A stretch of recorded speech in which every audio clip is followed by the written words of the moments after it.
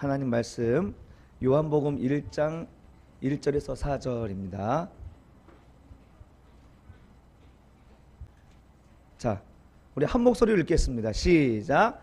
태초에 말씀이 계시니라. 이 말씀이 하나님과 함께 계셨으니 이 말씀은 곧 하나님이시니라. 그가 태초에 하나님과 함께 계셨고 만물이 그로 말미암아 지은 바 되었으니 지은 것이 하나도 그가 없이는 된 것이 없느니라. 그 안에 생명이 있었으니 이 생명은 사람들의 빛이라. 아멘. 예. 오늘 말씀 제목 한번 읽어볼까요? 시작. 너는 복이 되라. 우리 친구들과 우리 성도님들, 주님이 다시 오실 것을 믿으십니까? 주님이 다시 오셨으면 좋겠습니까? 솔직하게 얘기하세요. 우리 초대교회 성도들은 그 나라가 어떤 곳인지 이 땅에서 누렸기 때문에 그 땅을 갈망하고 아멘 주여 어서 오시옵소서 이렇게 외쳤습니다. 여러분, 우리가 이 땅에서 천국을 누리지 못하면 저 땅에 갈 자격이 없어요. 이 땅에서 천국을 누려야 돼요. 누린 자가 천국에 갈 자격이 있어요. 여러분, 이 땅에서 천국을 누렸으면 좋겠습니다. 자, 주님이 오시는 날, 그때 어떤 일이 일어날까요? 심판. 그렇죠. 심판하신다 그랬잖아요. 우리 주님께서 심판주로 왕좌에 오르셔서 모든 사람들을 선악간에 심판하시겠다 그랬어요. 자, 그래서 알곡은 모아서 곡간에 드리고 쭉정이는 이제 불에 던져 사른다 그랬습니다. 자, 심판자가 누구라고요? 예수님이에요. 그 예수님이 이 땅에 계실 때 뭐라고 하셨는지 한번 들어봅시다. 마태복음 12장 36절이에요. 우리 다 같이 한번 읽어봅시다. 시작. 내가 너희에게 이르노니 사람이 무슨 무익한 말을 하든지 심판날에 이에 대하여 신문을 받으리니 내 말로 의롭다함을 받고 내 말로 정죄함을 받으리라. 자, 심판주로 되실 그 주님이 이 땅에 계실 때 내가 너희를 심판할 텐데 무엇으로 심판하느냐? 무엇으로 심판한다고요? 우리 친구들, 무엇으로 심판한다고? 말로.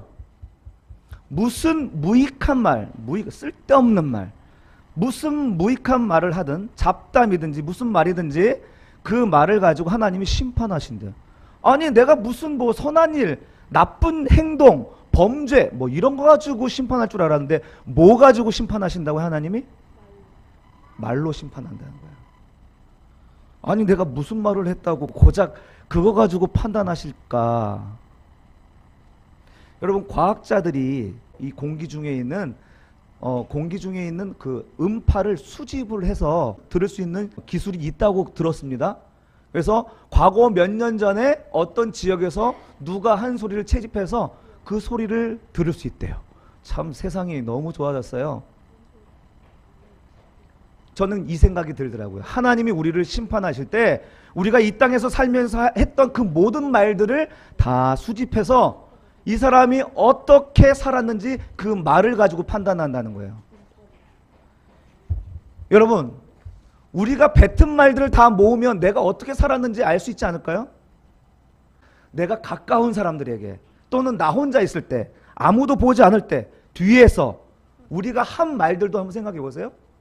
그 말들까지 다 하나님이 수집해 가지고 우리 인생을 판단한다고 그러면 우리는 과연 그 앞에 의롭게 살 수 있을까요?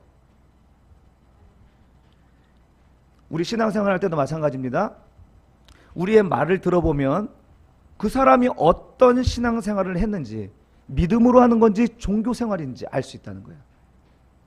또 어떤 헌신을 했는지, 그것이 하나님을 위한 것인지 자기 자랑을 위한 것인지 알 수 있다는 거예요. 여러분, 그동안 어떤 말을 하며 살았습니까? 우리 친구들은 어떤 말을 지금 하고 있습니까? 하나님은 어떤 무익한 말 하든지 어떤 잡담이든지 쓸데없는 말이든지 이것을 다 수집해서 그 말로 우리를 판단하시겠다, 신문하시겠다. 그래서 말이 중요한 거예요. 말이 엄청 중요한 거예요. 10년, 20년 교회를 다니시는데 왜 가정이 깨지고 덕스럽지 않은 모습으로 세상에 보여질까요? 내가 하나님께 대한 신앙 그건 배웠지만 말하는 법을 못 배웠어요. 저도 마찬가지고. 이상하게 가까운 사람들에게 말이 잘 안 나가요. 여러분, 말이 정말 중요하다는 것은 알고 있습니다. 그런데 그것은 필수가 아니라 선택사항으로 생각을 해요. 필수예요, 필수. 성경은 그저 중요한 게 아니라 가장 중요하다고 얘기해요. 우리의 말년에, 우리 세상 끝에 하나님이 말로 심판하실 것이기 때문입니다. 오죽했으면 야고보 사도가 말이 실수가 없으면 온전하다고 했겠습니까? 사람들은 말에 실수가 너무 많아요. 말에 실수 없는 사람이 믿음이 좋은 사람이에요. 말에 실수가 없는 사람이 성령 충만한 사람이에요. 성령이 어떻게 임했습니까? 불의 혀로 임하였잖아요.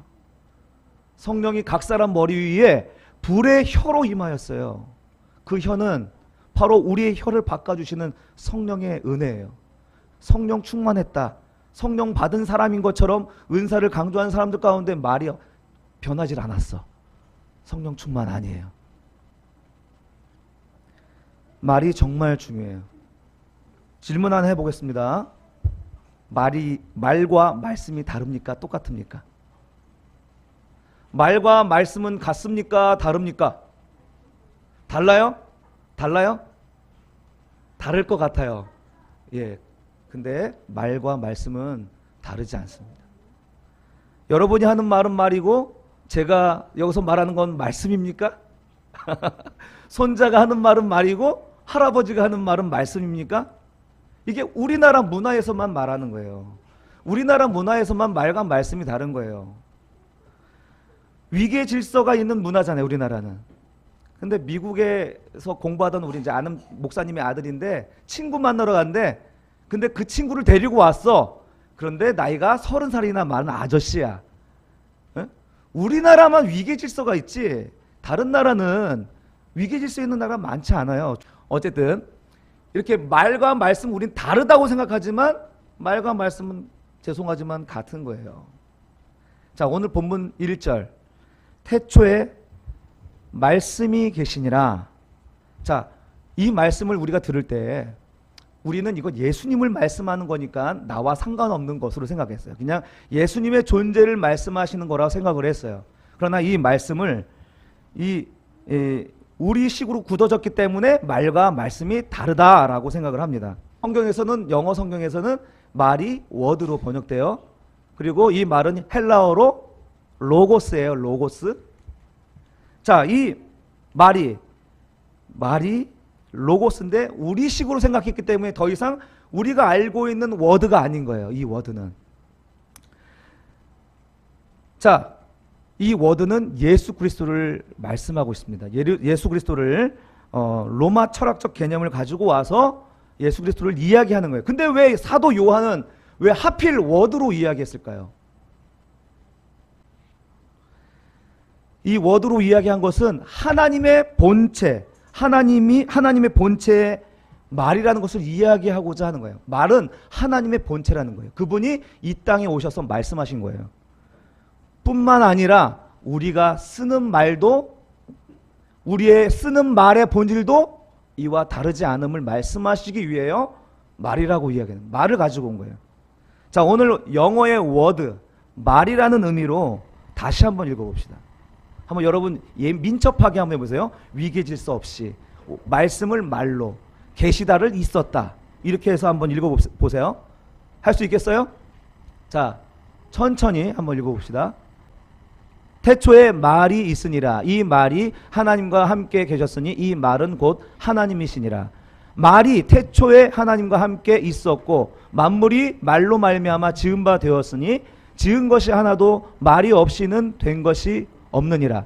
말 안에 생명이 있었으니 이 생명은 사람들의 빛이라. 여러분 느낌이 좀 옵니까? 자, 이게 예수님을 말하는 것으로만 생각했지만 이 말로 이야기하니까 우리와도 관계 있지 않아요? 우리와도 관계 있는 말씀도 들려지지 않아요? 우리는 이 말과 말씀을 다르게 생각하기 때문에 이 본문이 우리에게 주시는, 오늘 우리에게 요구하시는 부분을 간과했어요. 말은 그 안에 생명이 있어요.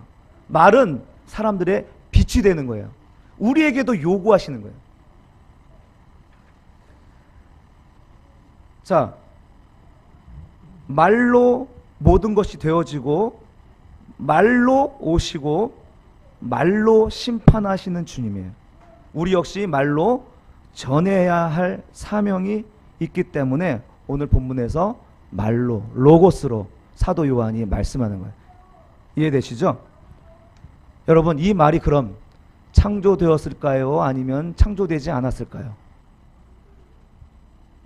이제 알겠죠? 말은 창조되지 않았어요. 말은 창조되지 않았어요. 말은 하나님 본체에 속한 거예요. 하나님 안에 있는 거예요. 그 말이 형상화된 것이 바로 예수 그리스도라는 거예요. 우리의 말이 변화되지 않으면 우리는 예수 그리스도와 상관없는 거예요. 우리의 말은요, 조엘 오스틴이 얘기한 긍정의 힘 정도가 아니에요. 그건 일부만 아는 거지. 우리는 하나님의 본체를 가지고 살아가는 사람들이에요. 그래서 하나님은 우리의 말을 다 모으시는 거예요. 본체 안에 속한 거니까. 우리의 말을 끌어모아서 이 사람을 판단하시는 거예요. 사랑하는 성도 여러분, 하나님은 이 말로써 판단하시겠다고 하신 것은 허투루 하신 말씀 아니에요. 농담이 아니라는 거예요. 우리 친구들 말 조심해야 돼요. 정말 말 조심해야 돼요. 이 시대에 가정이 무너지고 관계가 깨지는 것은 모두 말에 있습니다. 말을 너무 가볍게 여겼죠. 그러나 말은 전부였습니다. 하나님이 말로서 천지를 창조하시고 그 말로 창조하신 것처럼 이루어진 것처럼 생명을 줄 수 있는 것이 말입니다. 또 그 반대로 타락한 인생에게 하나님 말로써 저주했는데 그 말대로 된 것처럼 이 말은 죽일 수도 있고 저주할 수도 있고 사람 망하게도 할 수 있는 것이 말인 거예요. 하나님은 본래 사람을 창조하시고 그 사람에게 말로 축복하셨습니다. 그리고 그 사람에게 땅을 축복하는 사명을 주셨어요. 생육하고 번성하고 땅에 충만하라, 정복하라. 예? 땅을 뭐 뒤집어 엎으란 말은 아니죠. 땅을 축복하라는 말이에요. 내가 너를 만들어 너를 부른 이유는 땅을 축복하라는 말입니다. 사람이 생육하고 번성하여 땅의 곳곳에 충만해서 너희가 곳곳에 있는 그곳에 가득 차서 그곳에서 아름다운 과실을 맺고 그리고 풍성한 삶을 살도록 하나님 우리를 지으셨다, 부르셨다 라는 것입니다. 그런데 뱀의 유혹을 받아서 땅을 축복하고 타인을 축복해야 될 그 사명을 잊어버리고 어떻게 돼요? 사람이 자기 사랑에 가득 차죠. 자기 변명과 자기 연민에 빠지는 거죠. 그래서 내가 옳다는 것을 증명하기 위해서 남들을 짓밟잖아요. 그렇죠? 제가 안 했고 저 여자가 그랬어요. 아니요, 저 뱀이 날 꼬셨어요. 네, 자기 사랑과 자기 연민에 빠지기 시작하는 거예요. 이 저주가 어디서부터 시작됐습니까? 에덴 동산에 누구? 아담과 하와. 둘이는 무슨 관계예요? 부부 관계죠. 이 시대도 이 부부 관계에서 이탈하기 시작한 것처럼 정말 이 부부 관계의 회복이 어쩌면 우리의 영적인 회복의 마지막인지도 모르겠어요. 부부 관계가 깨지지 않은 곳이 없어요. 우리 한국 사회에서도 부부 관계 문제가 없는 곳이 없어요. 부부 관계의 문제는 곧 누구의 문제입니까? 바로 자녀들의 문제예요. 자녀들에게 영향이 가요. 여러분의 가정과 생활은 어떻습니까? 성경은 우리의 삶이 문제가 있고 어렵게 느끼는 것은 바로 말 때문이라고 곳곳에서 말씀하고 있습니다. 오늘 말이 참 많죠? 예? 말 많아요. 자, 잠언 6장 2절입니다. 6장 2절 읽어볼까요? 시작. 내 입의 말로 내가 얽혔으며 내 입의 말로 인하여 잡히게 되었느니라. 내가 왜 이렇게 재수없는 일이 생기지? 진짜 왜 나한테 이런 일이 있어야 되는 거야? 짜증나 막. 그런데 알고 보면 나의 말에 문제가 있는 거예요. 여러분, 우리는 늘 문제를 상대방에게 찾아요. 근데 그 문제는 상대방의 몫이에요. 상대방의 몫.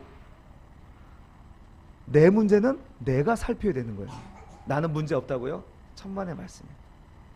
나도 내 문제, 나의 말에 문제가 있었기 때문에 그 문제로 인하여 얽히게 되었고 그것 때문에 붙잡히게 되었다. 지혜자가 말씀하고 있습니다. 우리의 삶이 발목 잡히고 이런저런 일에 얽히게 되는 것은 바로 내 입의 말 때문이라고 말하고 있습니다. 시편 109편 17절에서도 이렇게 말합니다. 그가 저주하기를 좋아하더니 그것이 자기에게 임하고, 우리 자녀들 잘 들으세요. 축복하기를 기뻐하지 아니하더니 복이 그를 멀리 떠났다. 우리 아이들 정말 부모들이 좋은 말 하라고 하는데 안 돼요. 근데 하나님이 이렇게 경고하십니다. 여러분, 친구들이나 이웃들을 저주하기 좋아하면 그것이 누구에게 임한다고? 대답해봐. 나에게 임한다는 거야. 나에게. 축복하기를 기뻐하지 않으면 내게 올 축복이 복이 어떻게 된다고요? 멀어진다는 거예요. 여러분, 하나님의 경고예요. 우리 친구들 말을 선하게 할 필요가 있어요. 그런데 베드로전서 3장 10절 다 같이 읽어봅시다. 시작.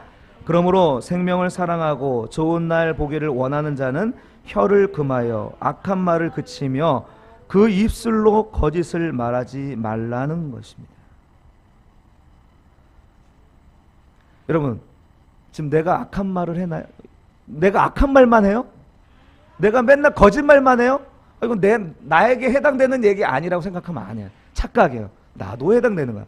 자, 여기서 말하는 거짓은 맨날 거짓말하고 사기치는 것만을 얘기하는 게 아니라 한번 따라해 봅시다. 내게 유리한 말. 내게 유리한 말도 거짓이에요. 에? 이 사실이라는 팩트가 있는데 그 절반만 얘기하는 거야.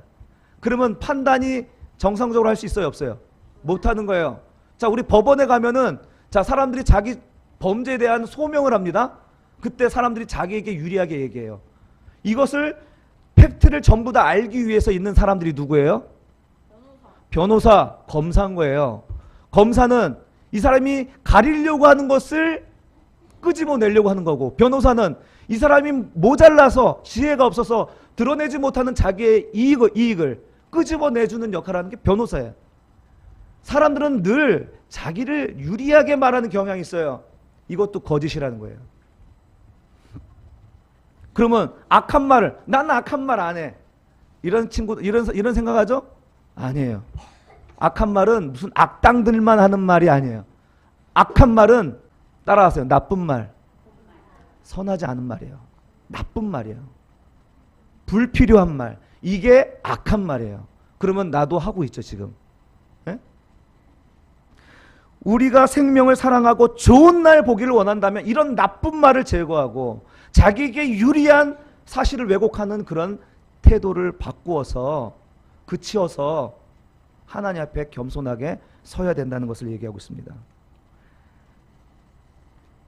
예를 들면 이런 말 있죠. 악한 말 중에 침묵이 있습니다. 우리 주보에 한번 낸 적이 있는데, 침묵. 휙 쳐다보고 사람을 쌩까는 거예요. 무시하는 거예요. 이것도 행동 언어인데 이것도 나쁜 말이 될 수 있습니다. 비난. 넌 왜 항상 그러냐? 한심해. 왜 항상 저러는지 모르겠다. 그리고 억지 있죠. 억지. 남자들이 억지를 잘 하죠. 야, 그 사람이 투자하라고 했지. 말해봐. 맞지? 이렇게 억지. 너 나가서 뭐 하고 왔어? 게임하고 왔지? 뭐 담배 폈지? 막 이러면서 그런 억지 부리고, 자기가 모르면 말하지 말아야 되는데 억지 부리는 거. 비교. 예, 저는 어쩜 그렇게 일을 잘하냐. 예, 쟤는 어쩜 이렇게 공부를 잘하냐. 좀 닮아라 닮아 이 돌대가리야. 막 이러면서 비교하고. 자, 추궁. 왜 그런 생각하게 된 거야? 의도가 뭐야? 말해봐. 어서 이렇게 추궁하는 거. 에이, 손가락질하지 마. 우리 다 똑같은 사람이에요. 저도 목사님도 집에 가서 우리 아내한테 막 억지 부리고 막 그래요. 그러면 반드시 이제 사모님은 또 얼굴이 탁 굳어지면서 이제 날카로워지죠. 저렇게 부드러우신 분이. 자, 위협. 나한테 그런 소리 했다간 끝장이야. 나한테 그런 소리 하면 이혼이야. 맞불이란 것도 있어요. 맞불. 그래. 나도 가만히 있을 수 없지. 어디 한번 해봐. 그러면 그냥 잘리면 되지 뭐. 학교 안 다녀. 이렇게 맞불 붙이는 거. 조롱.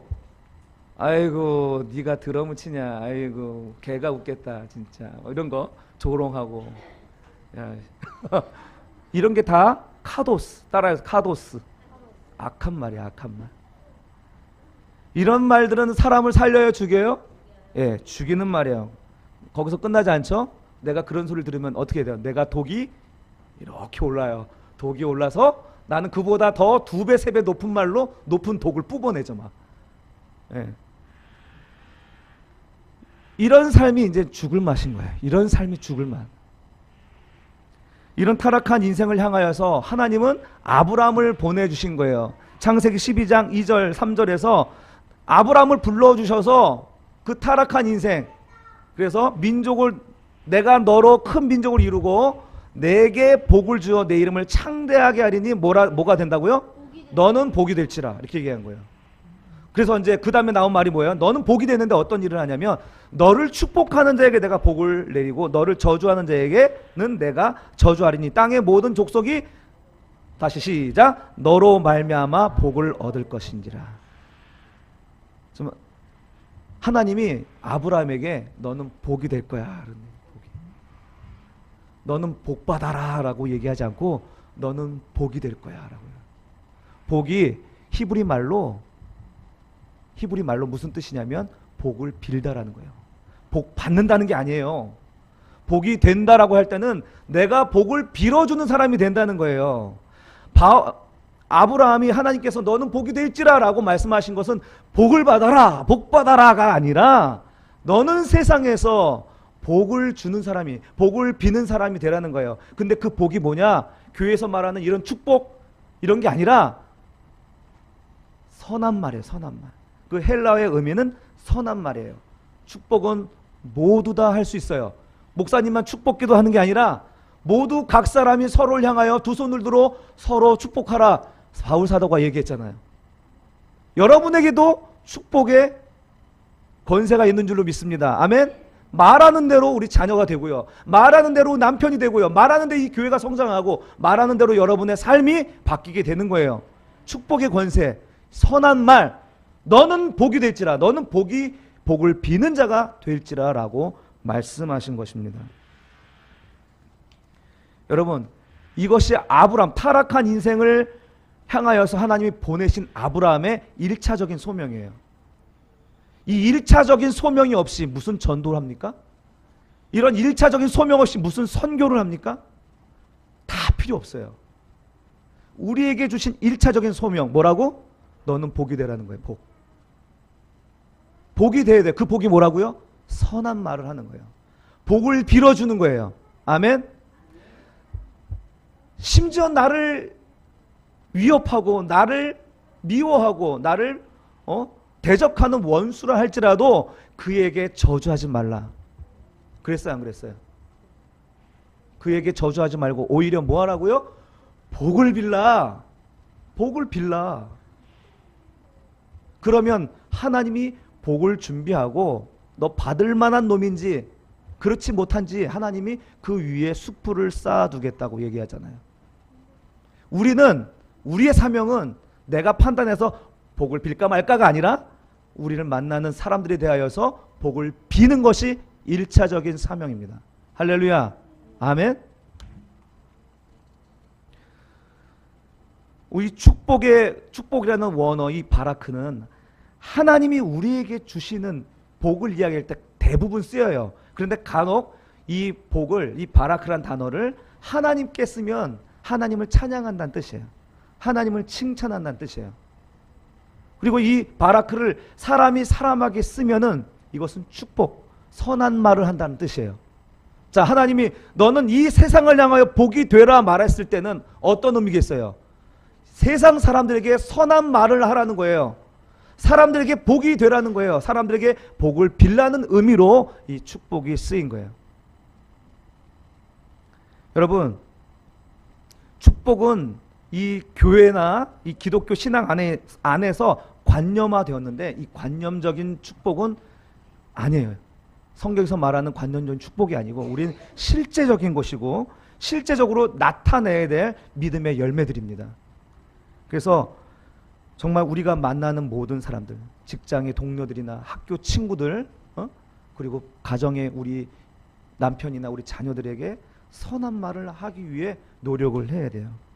그것이 우리에게 주신 1차적인 사명입니다. 어려운가요? 어려워요. 어려워요. 왜? 우리가 수십 년 동안 악한 말을 해왔기 때문에, 우리 몸에 배어있기 때문에. 알긴 알아요. 내가 좋은 말을 해야지 하는데 알긴 아는데 몸에 이렇게 이 악한 말을 하는 것이 배어있기 때문에 안 되는 거예요. 그래서 뭐가 필요한 거예요? 그래서 뭐가 필요해요? 훈련이 필요한 겁니다. 훈련이. 여러분, 우리의 말은 그냥 간단한 문제가 아니고 굉장히 중요하고 생사가 달린 문제예요. 영적인 문제이기 때문에 그냥 넘어갈 수 없는 예요. 여러분 또 지루해하니까 우리 예화를 하나 드릴게요. 하버드 대학 병원에 심장내과 전문의 레빈이란 의사가 있습니다. 레빈. 이제 우리 심장병에 걸리면은 대부분 좌심방에 문제가 있는 거래요. 대부분. 그런데 우심방에 문제가 있어서 생명에 지장이 주는 경우는 진짜 지극히 드문 경우라고 합니다. 그런데 뜻밖의 어느 날 이 우심방에 문제가 있는 환자가 응급실에 찾아온 거예요. 그래서 이 보기 드문 거잖아요. 그래 의과 대학생들을 불러가지고 야 지금 여기 TS 환자 있으니까 들어가 보라고. TS 환자가 바로 우심방에 문제 있다는 전문 용어인가 봐요. 자 환자들이 이제 환자를 이 학생들이 둘러서 가지고 차트를 들고서 이 환자 TS래 TS 수군거리면서 아주 호기심 어린 얼굴로 막 이렇게 얘기를 하는 거야. 자 그리고 나서 진료를 마치고 나서 박사는 이게 크게 큰 문제가 아니니까 집으로 돌아가도 된다고 이렇게 보냈어요. 그런데 그날 저녁에 응급차로 다시 실려온 거예요. 아주 막 죽을 맛으로 아주 얼굴이 파랗게 질려가지고 실려온 거예요. 그래서 입원을 해가지고 도대체 집에서 무슨 일이 있길래 이렇게 이 지경이냐고 물어봤어요. 그랬더니 그 아주머니가 말씀하시기를 박사님이 더 잘 아시잖아요. 그러는 거예요. 지금 이 아주머니는 그 사정을 물어보니까 학생들이 둘러앉아서 이 환자 TS래 TS. 그 TS가 뭘까 집에서 계속 생각했다는 거예요. TS가 뭘까? TS가 뭘까? TS로 시작되는 영어 단어를 다 찾아서 생각해 본 거예요. 보니까 자기가 딱 종착점에 이르는 상황으로 해석을 한 거예요. 터미네이터 시츄에이션. 이렇게 해서 해석한 거예요. 나 이제 죽는 거구나 하고 생각하고 자기 스스로 절망한 거예요. 그래서 그거 아니라고. TS는 우심방에 문제가 있는 거니까 그 문제가 아니라고. 아니에요. 저 위로하실 필요 없어요. 저 위로하실 필요 없어요. 하고 하다가 임종을 맞이했다는 거예요. 그 레빈 박사가 또 다른 정반대의 경우도 얘기하는데 심장이 극도로 악화되어서 이제 죽음만을 바라볼 수 없는 환자예요. 근데 여러분 심장이 어떻게 뛰어요? 쿵딱 쿵딱 이렇게 뛰잖아. 쿵딱. 그런데 죽음의 임종에 이를 때 어떤 1심음이 쿵이고 딱 이게 2심음이래요. 근데 죽을 때 임종할 때 3심음이 들린대요. 그게 쿵딱 말고 전혀 다른 아주 작은 소리가 들린대요. 그런데 이 3심 역시 듣기가 어려운 거기 때문에 학생들을 불러서 야 3심 소리 나니까 들어가서 한번 들어보라는 청진기 가지고 그래서 환자를 또 둘러싸서 청진기를 다 하나씩 끼고서 환자를 이렇게 딱 체크했어요. 3심음이 들려? 우와! 야 이거 책으로만 봤는데 여기 진짜 보이네. 3심음이 들려. 사람들이 막 놀라고 막 깜짝 놀라고 막 이렇게 얘기를 하는 소리를 들은 거죠. 여러분 그 이후의 얘기는 말 안 해도 알겠죠?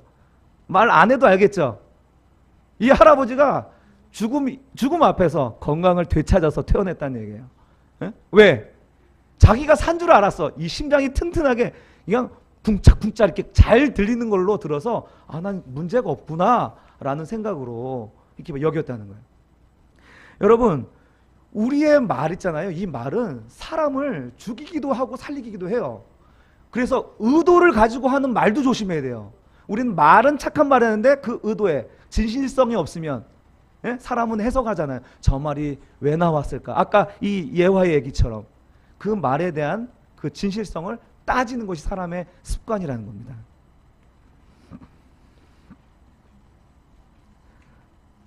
여러분, 우리가 복을 비는 사람이 되면 저 사람이 복을 받을 만한 사람이 아니야. 그런데도 복을 비는 사람이 되면 하나님이 책임지신다는 약속을 믿으십시오. 내가 판단하지 마세요. 하나님이 판단하실 거예요. 우리의 사명이 뭐라고요? 1차적 사명이 뭐라고요? 복이 되는 것입니다.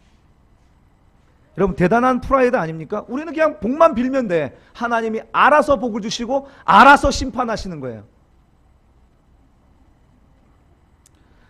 결국 우리의 축복의 말로, 우리의 선한 말로 사람들은 안정을 찾고 평안을 찾고 기뻐할 수가 있습니다.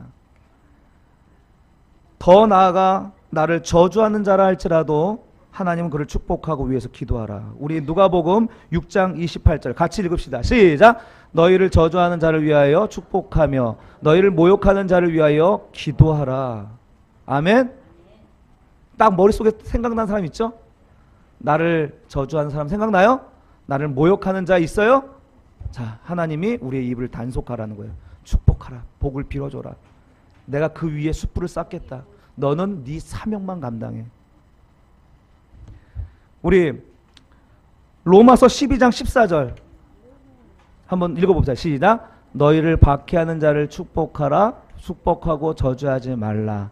즐거워하는 자들과 함께 즐거워하고 우는 자들과 함께 울라.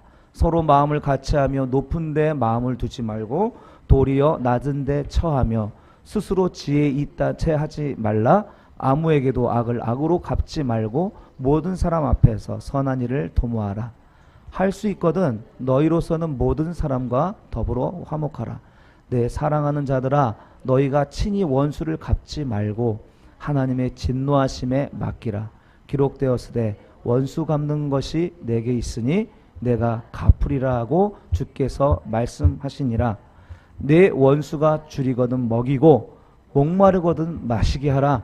그리함으로 내가 숯불을 그 머리에 쌓아 놓으리라. 악에게 지지 말고 선으로 악을 이기라. 할렐루야. 사랑하는 성도 여러분, 여러분은 하나님이 부르신 자들입니다. 다양한 삶 가운데, 여러 삶의 군상 가운데 여러분들을 그곳으로 보내셨어요.